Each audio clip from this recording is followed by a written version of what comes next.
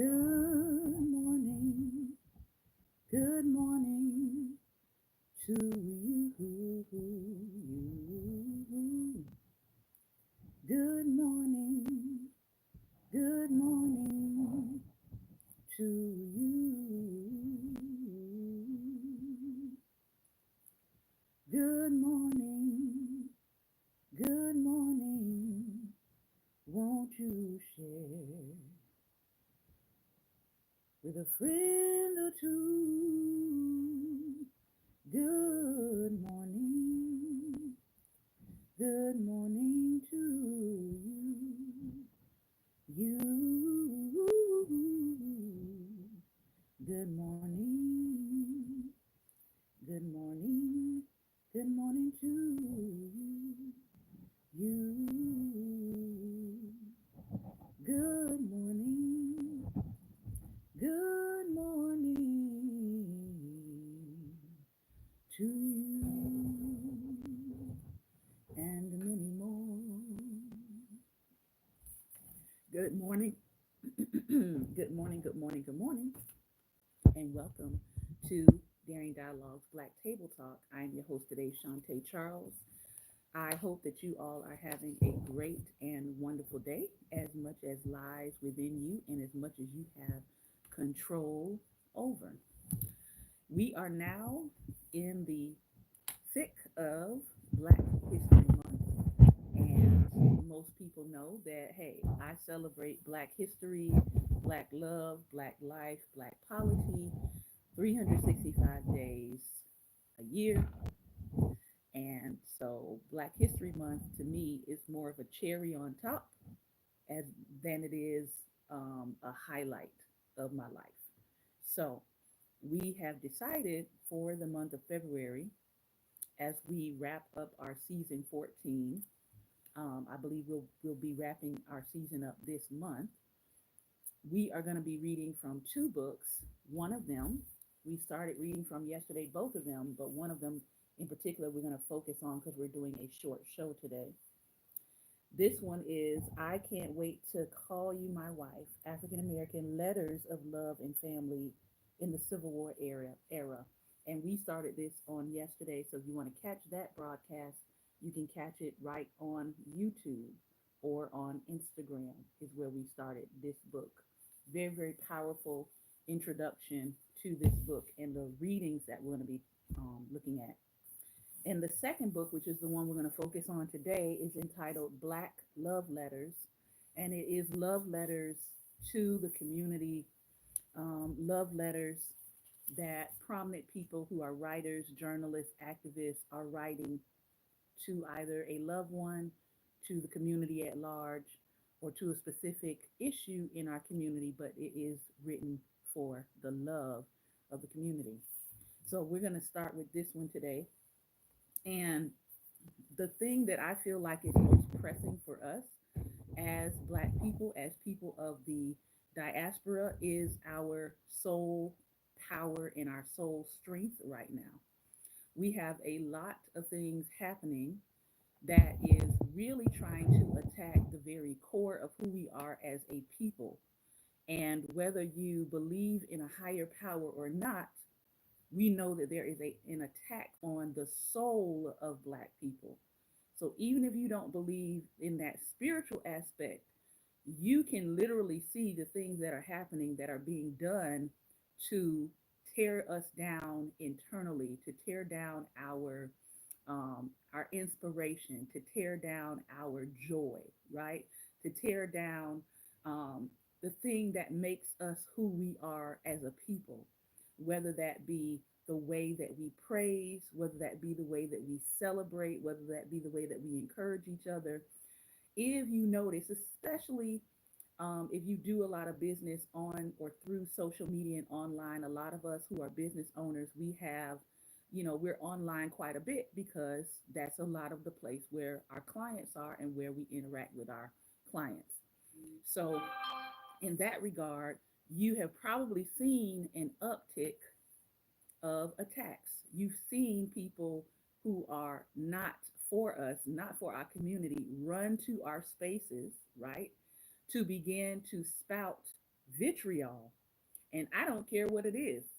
Usually, the subject has nothing to do with people outside of our community. We can just be talking and engaging one another in conversation, and you'll see some random comment or some random troll come in and begin to spout unnecessary, hateful rhetoric. Now, if you're like me, um, I tend to just block. I don't dignify ignorance with a response. I feel like that would be too much of my energy going towards the ignorance, so I just block it. Some people come on, right, and they're dropping links or whatever they're doing. We know that it is designed to try to slow us down. It's designed to try to get us down. It's designed to try to attack that thing that's on the inside of us, which a lot of times is our hope, right? And so we see at the governmental level all the stuff that is happening that should not be happening, that is illegal, right? And we also see our elected officials, some of them moving at snail's pace or not at all in some cases, to really address what is happening. And all of that has the effect of trying to wear you down. It's trying to make you weary about carrying on. It's trying to make you weary and give up your hope. So I want to encourage you today that if you need to take a break away from social media, if you need to turn off the television and all of those things to refuel yourself, right? Refuel yourself, then do that. But one thing that I know for sure is I know that joyful existence is power. Joyful existence is resistance. Joyful existence is your soul's power and strength. And so, whatever you need to do to get into your space of doing the things that make you joyful, the things that bring you joy, whether that's being around people, whether that is your self care, whether that is your spiritual care, whether that is being in community, whatever you need to do in order to strengthen yourself in your joyful existence, I'm going to encourage you to do that thing. Okay? Make sure you do that. And then, thirdly, I want to invite everyone, everyone, if you have faith, if you have hope, if you have belief, if you believe in the power that's on the inside of you, if you believe that you were divinely created for this moment in time, if you believe that you have purpose and that you're supposed to be here on earth right now to engage in this society, I want to encourage you to use your soul's power. If you're a person who believes in right things, in doing the right things, if you're a person who believes in human rights and civil rights, if you're a person who believes that evil should not win the day, this is the time to exercise your soul's power. Now, for me, my exercise of my soul's power is it looks like prayer. For somebody else, their exercising of their soul's power may look different from mine, but I want to encourage you to know and to understand that you have divine power working on the inside of you. And so we do not have to get into a state of woe is me. We do not have to just sit back and see evil coming and not do what we know how to do spiritually to repel and to push back against evil and against darkness. So I am encouraging everybody. Notice I didn't say I'm encouraging Christians. No, I'm encouraging everybody who understands what evil is and what evil looks like. I'm encouraging you to use your soul's power and your spiritual tools to push back against evil. Because one thing I recognize, and I hope you recognize that as well, that you don't have to be from a religious tradition to recognize evil when you see it. Anyone who has eyes And anyone who has ears and anyone who's been paying attention can see evil. All right.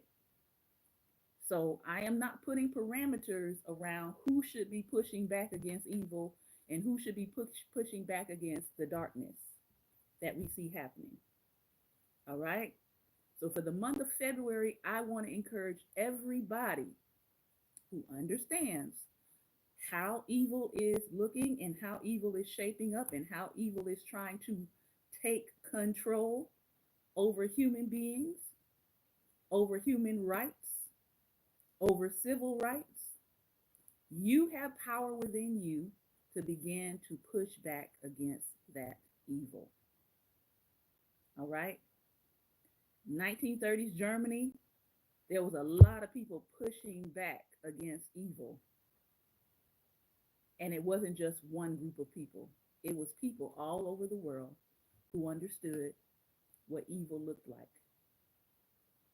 And so, putting aside your differences to push back against evil is really what I'm talking about. All right? I want to encourage you to do that. Now, let's read from Black Love Letters. This is the book. And this love letter is coming from Michael Eric Dyson. And this is his love letter to the Black church. Let's see what he has to say. Dear Black church, perhaps my love for you began when Sunday school teachers stooped down to hug me and plant motherly kisses on my 4-year-old cheeks. It grew as they taught me a year later to recite from memory set pieces about Jesus loving all children of the world. It deepened as gray-haired women, weathered by bitter experience and seasoned by suffering, testified at Wednesday night prayer services that God had been good to them through it all.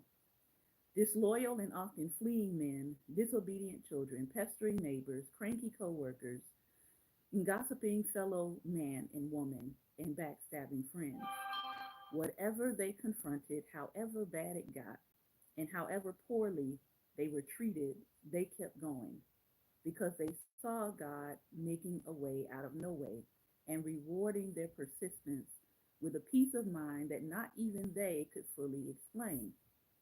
Often one of these saintly sisters caught the Holy Ghost and danced their delight. They didn't usually speak in tongues. We weren't that kind of church, erupting in Pentecostal fervor and lurching in esoteric prophecy. But believers often unleash furious hallelujahs in praise of the Most High. My beloved Black church, I love how you embrace inspiring styles of performance. I love how you rehearse holy order in tunefully whispered prayers, solemn hymns in orchestral melodies. I love how you dramatize spiritual release in unashamed tears and uncensored emotions.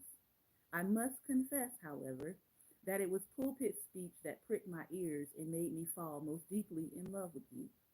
I was infatuated with the way such speech sounded and the way it sounded the depths of Black existence, the way it signaled moral intent, the way it did radical work in clever turns of phrases and in subtle shades of meaning, the way it anthologized the kaleidoscope of Black verbal invention at a moment's notice, the way it married truth and restless cultural inventory. It all started when I listened to the Reverend C.L. Franklin, the widely revered past master of the chanted sermon, or the hoop, as we call it in Black religious circles, whose albums I pulled from the busy shelves of my grandfather's farmhouse in rural Alabama. I was all of 6 or 7 years of age, and instead of playing on acres of grass that was grazed at an aging feeble horse, I drank in the hypnotic cadences and enchanting melodies of the preacher who was dubbed the man with the $1 million voice, a nod to both his oratorical virtuosity and his commercial appeal in marketing over 70 albums of recorded sermons. Ray Charles may have famously brought gospel to rhythm and blues, but he returned the favor of C.L. Franklin, shouting the blues of his native Mississippi in the gospel pulpit, torching the dignified church lectern with orchestrated frenzy and intellectual sophistication. I was mesmerized by C.L. Franklin's gifts. He lifted stories from the Bible to urge Black political resistance. He raided sociology to expose the deceits of American race. He had a moan so sweet that it shamed misery into hiding. His musical speech resolved dramatically from a piercing tenor to a resounding baritone. His theological imagination brought ancient Rome to segregated America. He marched in June 1963 with Dr. King in my native Detroit before King set the world aflame in Washington 2 months later with his I Have a Dream speech. My cherished black church, if Franklin ignited my love for you, King would deepen my passion. I was 9 years old when the prophet from Sweet Auburn in Atlanta met his end on a desolate motel balcony in Memphis. My grandfather's portable record player had inspired me to save my coins from after school work at a nursery to amplify a room of my own, a room shared with my older brother. And I sent off for 45 recordings that excerpted King's most famous orations. If you want a moratorium on demonstrations, put a moratorium on injustice. King's voice rang in booming defiance in Chicago. I loved everything about him: his radiant brown skin, his neatly brushed back hair, his perfectly trimmed mustache, his diminutive size that even in death brought him closer in my mind to my height and world, and above all, his majestic way with words, words that spilled from his mouth like golden offerings, unceasing and unapologetic eloquence in the service of truth and humanity and justice for black people. King loved black people, and I loved him for it, posthumously at least, for I had never heard of him before he was murdered. I loved him even more fiercely because, in my youthful mind, that made up for not knowing him and loving him and adding to his legion of admirers when he lived and breathed and fought and sacrificed and gave up the ghost for us. I lived on the words he spoke to a nation perplexed by his devotion, but which needed it as much as breath itself. A nation that knew his name, but never really knew the distance he traveled to take them further and deeper into a world they claimed to invent, but which in truth they scarcely knew, not in the way he was forced to know it. And his instrument of instruction, his vehicle of enlightenment, was his aching, throbbing, vital, life giving words. I missed his words when he first said them, but when I listened after he was gone, I understood what he meant because I heard words like them in churches where preachers spoke of a God who loves and forgives, but also of a God who demands justice and cannot abide the petty beliefs and determined hatreds on which our nation, at its worst, feeds on. Dearest Black Church, it was in one of your hallowed sanctuaries in the ghetto of Detroit that I first heard at the age of 12 the man who clarified my existence with his words of salvation, not primarily salvation from the wiles of the devil and the temptations of the flesh, but salvation from a life left uncontemplated in dangerous streets where the seductions of goods beckon, for others of my peers, in hollow middle class homes where material gain failed to satisfy the soul. The words of Frederick George Sampson were sublimely baroque, charting a path through Byzantine structures of race and religion as he crafted sermons that explained our citizenship in the kingdom of God. Samson cut a striking figure at 6 feet 4 inches with a bush of wiry gray hair in his later years that staked out a slight afro puffed claim on either side of his cranium. His speech was peppered with homespun expressions from his upbringing in Port Arthur, Texas. Yes, home of the rap group UGK, composed of Bun B and the late Pimp C, a home they shouted into glory with the acronym PAT. Sampson had a formidable command of English poetry. On many a day we traded verses from Wordsworth, Tennyson, and Longfellow. He was equally conversant with Black literature, European philosophy, and German theology. It showed in the pulpit as his considerable erudition echoed in long quotes from memory of W.E.B. Du Bois and Bertrand Russell. The latter made more than one appearance in the Sampson homily as he lowered his voice to a whisper and recited for us words that the British man of letters had penned to his lover, Constance Mallison, 12 years to the day before I was born. Russell spoke of great pain and love in his search for divinity.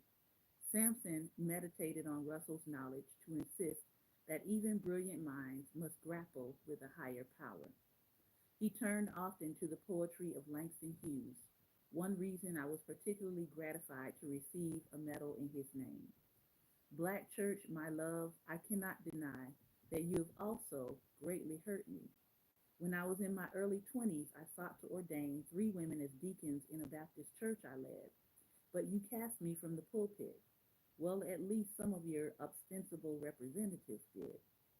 In agreeing to the belief that God moves in mysterious ways, I can make no greater claim to divine inspiration in disputing their decision than they did in evicting me. Not only have I watched women pummeled by the soulless hammer of patriarchy, but I've witnessed us embracing a theology of black bodies that protests the assault on black lips, hips, legs, arms, and faces, even as we pitch in with white evangelicals to despise queerness, a blackness, paradoxically, that has so often blessed the black church in song and sermon.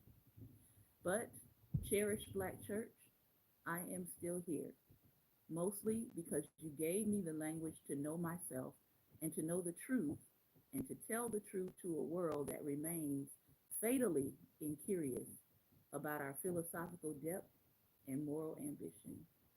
Thank you, Black Church, for at your best, you met me like Jesus met the woman at the well.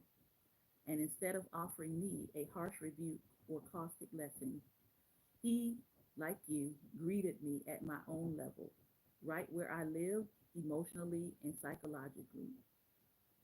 I call it love. My dearest Black Church, you have done this for me, and for that, I love you always. That was Michael Eric Dyson's love letter to the Black Church. This is all I have time for on today.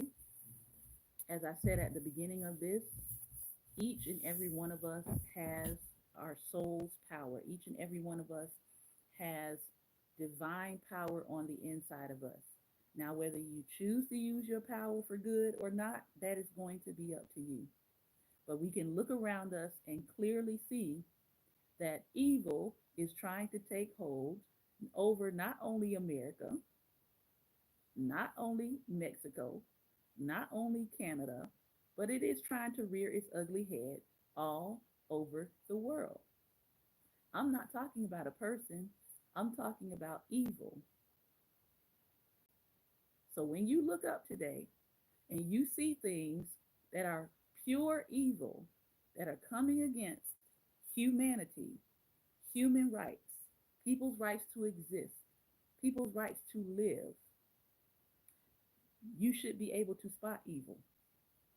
So I'm encouraging you for the month of February to use your soul's power, your spiritual power, to push back against the evil that you see. What are some ways that you can push back? You can push back through prayer. What's another way you can push back? You can push back through activism. What's another way that you can push back? You can push back by helping those around you who are less fortunate than you. Those are ways that you can push back. All right. I want to thank you for your time and attention today. This has been another episode of Daring Dialogues, Black Table Talk Edition. Remember, light is the most daring opposition to darkness, so we encourage you to continue to go out and be light. Take care and be well.